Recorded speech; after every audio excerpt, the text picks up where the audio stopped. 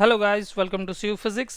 इस क्वेश्चन में कहा गया है कि एक इलेक्ट्रिक लैंप, ये मेरा एक इलेक्ट्रिक लैंप है जिसका रेजिस्टेंस है 100 ओम, एक टोस्टर जिसका रेजिस्टेंस है 50 ओम, ये मैंने यहाँ पर ड्रॉ कर लिया है, और एक वाटर फिल्टर जिसका रेजिस्टेंस है 500 ओम, ये तीसरा 500 ओम का resistor R connected in parallel में है। तो मतलब ये क्या होगा, तीनों के अक्रॉस पोटेंशियल डिफरेंस जो है वो सेम होगा। तो ये देखिए, इस बल्ब के दो एंड मैंने सेम पोटेंशियल वाले पॉइंट से कनेक्ट कर दिए हैं, इस टोस्टर के भी दोनों एंड सेम पोटेंशियल वाले पॉइंट से कनेक्ट कर दिए हैं। पॉइंट ए इसे कह लेता हूँ, इसे पॉइंट बी कह लेता हूँ, और ये जो तीसरा मेरा वाटर फिल्टर है उसके भी दोनों एंड मैंने उसी पॉइंट से कनेक्ट कर दिया। मतलब अब तीनों के अक्रॉस पोटेंशियल डिफरेंस जो है वो उसी पोटेंशियल डिफरेंस के बराबर है जो पॉइंट ए और बी के बीच में है। तो ये हो गया मेरा पैरेलल कनेक्शन। इन तीनों को मैंने पैरेलल में 220 वोल्ट के पावर सोर्स से कनेक्ट कर दिया है। 220 वोल्ट का पावर सोर्स मतलब एक 220 वोल्ट की बैटरी से कनेक्ट कर दिया। तो चलिए, ये यहाँ पर मैंने एक बैटरी इस तरह से अटैच कर दी है। ये डायग्राम में क्लियर है।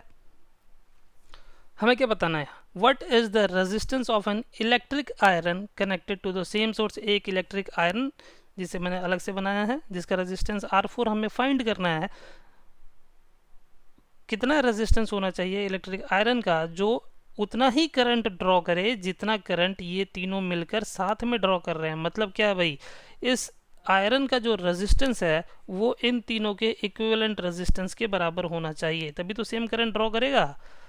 क्योंकि क्या होता है, V is equal to I R. तो अगर इन तीनों का जो इक्विवेलेंट रेजिस्टेंस है वो आयरन के रेजिस्टेंस के बराबर होगा तो ये तीनों का इक्विवेलेंट और आयरन दोनों के दोनों सेम सोर्स से सेम करंट ड्रॉ करेंगे।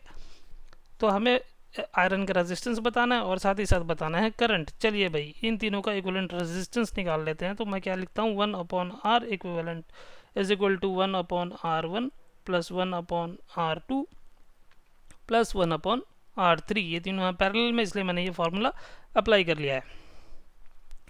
चलिए पुट करिए, वैल्यूज पुट करिए। 1/100 प्लस 1/50 प्लस 1/500। इसको सॉल्व करो, ले लो एलसीएम। क्या कर लूँ, 500 ले लूँ।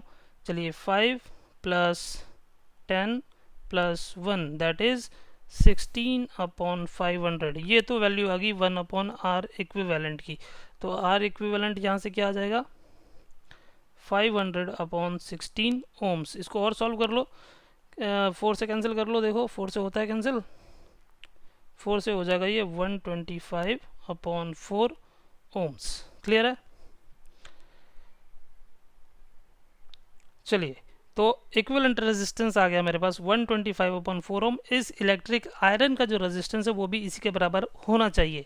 सो resistance of electric iron, resistance of electric iron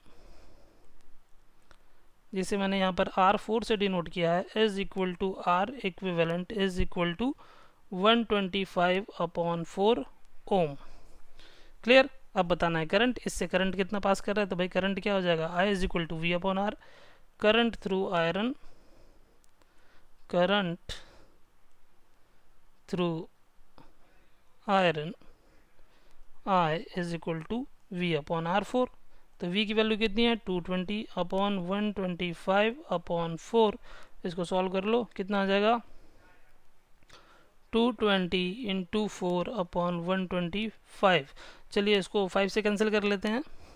25 times ये चला जाएगा और ये चला गया मेरे पास 44 टाइम्स। इसको और सॉल्व कर लो, 4 4 आर 16 दैट इज 176/25 एम्पियर। इसको डेसिमल में कन्वर्ट करना चाहो तो कर सकते हो। 176 को 25 से डिवाइड कर लो और आपके पास आ जाएगा अप्रोक्सीमेटली, ये आ जाएगा 7.04 एम्पियर्स। तो this is the current through the iron. Clear. Clear है तो करो एंजॉय।